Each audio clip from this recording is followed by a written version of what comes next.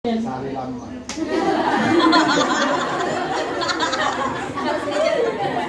Nah, ini ada demam, ada pilek, ada nyeri tenggorokan atau batuk, kemudian sakit kepala dan kesulitan bernapas.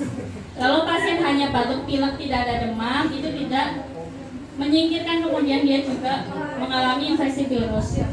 Jadi bisa demam tanpa batuk, bisa demam, ada batuknya, bisa enggak. Pokoknya salah satu dari ini harus dicurigai. Lanjut. Nah, ini manifestasi klinisnya untuk yang penyakit ringan, ya tidak komplikatif, itu gejalanya demam, batuk, sakit tenggorokan, hidung tersumbat, sakit kepala seperti hari-hari biasa ya, penyakit biasa. Kemudian untuk masuk pneumonia ringan, itu cirinya adalah nafas cepat, ya. Jadi kadang harus tahu berapa nafas yang termasuk cepat pada seseorang. Ya, kalau yang kurang dari 2 bulan itu lebih dari sama dengan 60 kali per menit. Kalau 2-11 bulan lebih dari 50, 1-5 tahun lebih dari 40. Kemudian untuk pneumonia berat, ada demam, kemudian frekuensi nafasnya cepat, distres pernafasan berat. Distres itu bisa dilihat dari ada retraksi atau tidak pasiennya, atau untuk saturasi oksigennya kurang dari 90 pada suhu kamar, udara kamar. Kemudian tanda-tanda pneumonia berat, terutama pada anak, yaitu tidak mau menyusu, tidak mau minum, adanya penurunan kesadaran dan kejang, itu sudah termasuk berat. Lanjut. Kemudian masuk untuk yang lebih parahnya adalah ARDS, Acute Respiratory Distress Syndrome. Jadi ini karena dia acute, berarti dia cepat ya, atau misalnya baru sebentar. Jadi perburukannya masih dalam waktu 1 minggu. Kemudian untuk masuk lebih parah lagi ada sepsis, mulai adanya organ-organ yang kurang berfungsi. Jadi misalnya status mentalnya atau kesadarannya sudah berkurang, ada sesak nafas. Dan ini gabungan dari beberapa organ-organ yang tidak berfungsi dan baik ya. Jadi ada nadi lemah, jantung cepat, semuanya bersamaan. Kemudian untuk shock septic, ini hipotensinya menetap, jadi sudah dibantu dengan cairan, dia masih tidak mencapai MAP yang normal atau yang dicapai. Lanjut. Nah, kemudian ini definisi operasionalnya. Jadi kalau kita ketemu dengan pasien dengan curiga terinfeksi nCoV, ada beberapa klasifikasinya. Yang pertama adalah orang dalam pengawasan.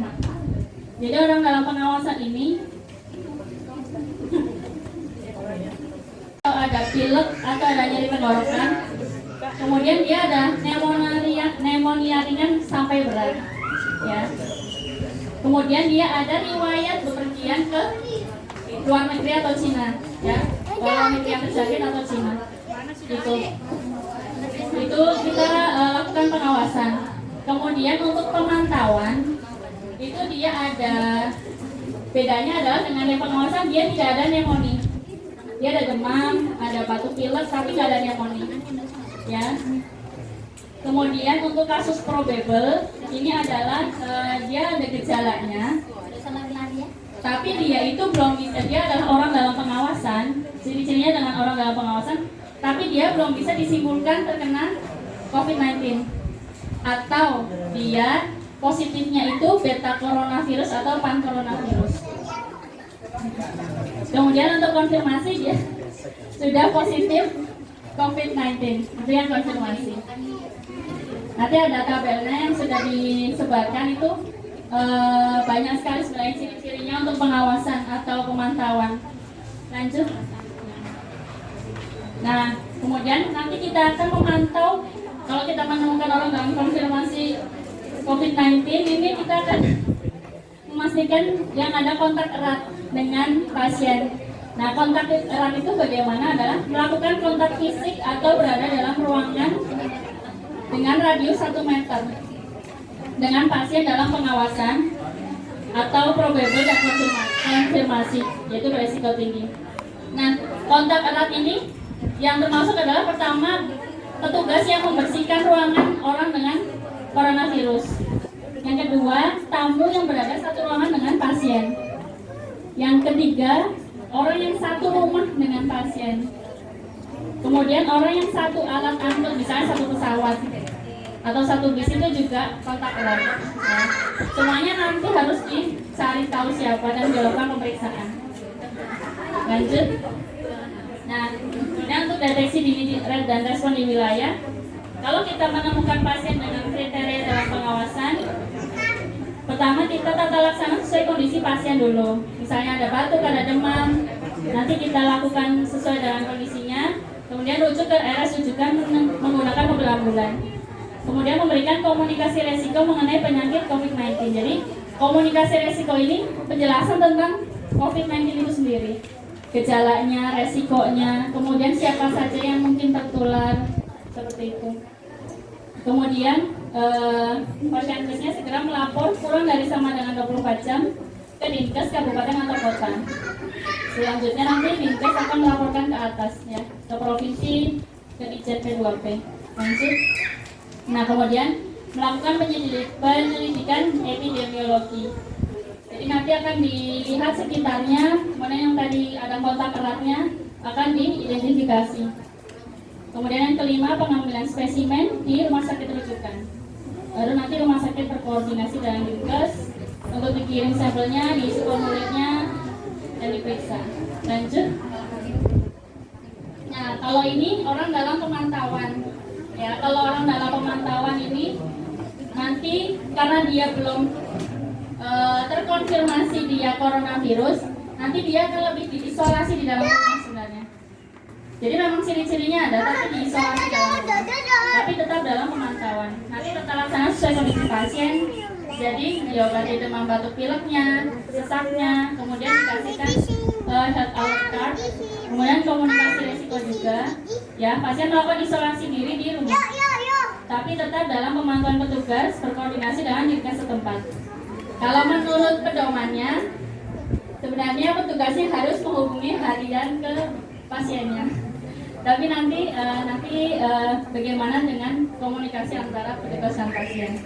Kemudian dilaporkan ke Dinkes. Kemudian Pascankes segera melaporkan secara berjenjang dalam waktu kurang dari 24 jam ke Dinkes.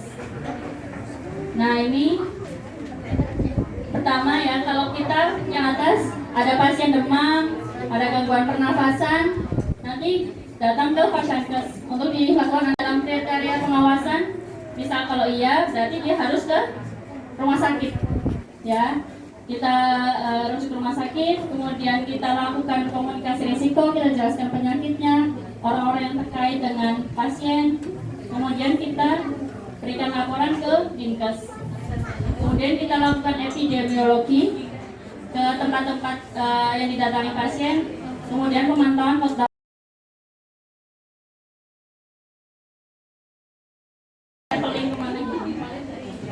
Kemudian hindari kontak dekat dengan pasien yang memiliki gejala ISPA. Kemudian patuhi petunjuk keamanan makanan dan aturan kebersihan. Lanjut. Nah, kalau merasa tidak nyaman dalam kesehatan di daerah yang outbreak, terutama ada demam atau batuk, langsung gunakan masker dan cari layanan kesehatan. Kemudian setelah kembali dari daerah outbreak, konsultasi ke dokter jika terdapat gejala demam atau gejala lain, dan beritahu dokter riwayat perjalanan serta gunakan masker. Lanjut. Nah, itu sih. Kemudian mungkin untuk kedepannya hanya sekedar masukan ketika kita mengetahui seseorang dengan gejala coronavirus yang seperti dilihat dari negara lain, usahakan untuk tidak terlalu mengekspos orangnya gitu. Karena sebenarnya orang-orang yang terkena coronavirus itu lama-lama depresi juga, mereka diliput, kemudian didatangi keluarganya, nanti diminasi gitu ya. Jadi lebih ke tempat-tempat yang didatangi oleh pasien yang kira-kira mereka masih ada keperluan di situ boleh untuk diekspos, tapi tidak untuk orangnya. Seperti itu.